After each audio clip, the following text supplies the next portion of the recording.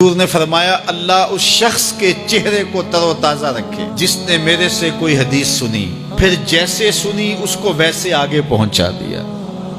اور آقا کریم نے فرمایا بعض اوقات سنانے والا اس پر اتنا پہنچ کے عمل نہیں کرتا جتنا پھر سننے والا اس کے اوپر عامل ہو جاتا ہے۔ تو جب حضور نے دعا دی ہے کہ اللہ اس شخص کے چہرے کو تر و تازہ رکھے جس نے میری حدیث کو، میرے فرمان کو سنا اور ایسے ہی آگے پہنچا دیا،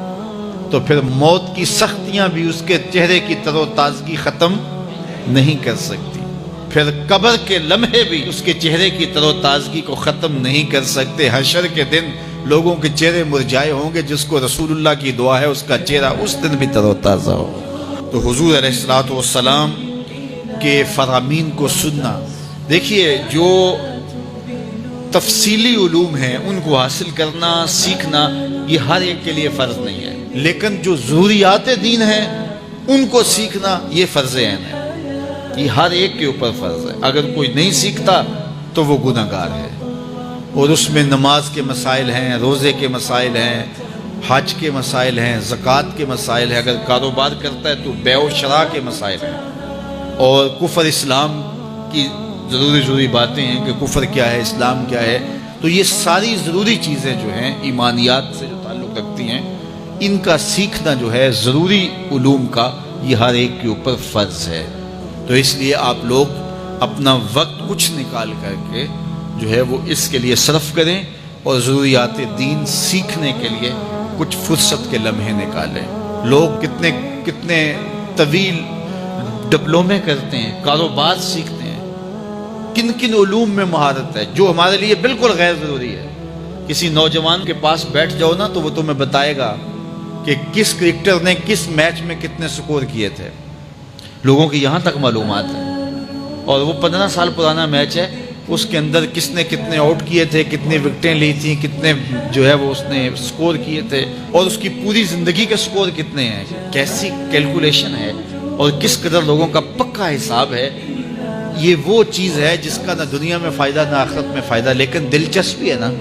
جس چیز سے دلچسپی ہو تو وہ چیز خود بخود ازبر ہوتی چلی جاتی ہے۔ دلچسپیاں انسان کو جو ہے وہ کسی چیز کو یاد کرنے میں مدد دیتی ہے۔ ایک عرب شیخ کہہ رہا تھا کہ ہم ماضی میں پڑھتے تھے کہ ہمارے اسلاف، ہمارے بزرگ ایک رات میں پورا قرآن ختم کر لیتے تھے، تو وہ کہتا ہے میں سوچتا تھا کہ ساری رات قرآن بندہ پڑھتا رہے تو کس طرح ممکن ہے۔ تو کہتا ہے میں اپنے بچوں کو دیکھتا ہوں کہ وہ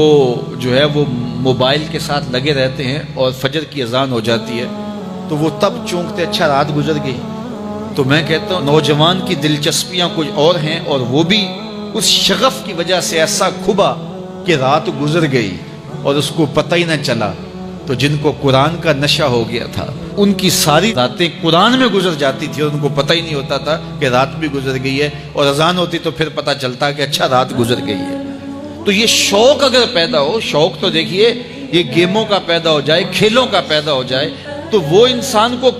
کیا کچھ سکھا دیتا ہے، اور جس کے سینے میں کتاب اللہ کا شوق پیدا ہو جائے تو پھر کیوں نہ اس کے سینے کے اندر جو ہے وہ طلب کتاب اللہ کی تلاوت کی پیدا ہوگی۔ تو اپنے سینوں میں علم حاصل کرنے کا شوق پیدا کرو، علم سیکھو، اپنی نسلوں کو سکھاؤ، اپنی اولادوں کو دین سکھاؤ، اپنی اولادوں کو نماز کا خوگر اور عادی بناؤ، ان کو کھینچ کے نماز کی طرف لے جاؤ، یہ عادی بن جائیں نماز کے، تاکہ بعد از انتقال دعاؤں کے سلسلے جاری رہیں۔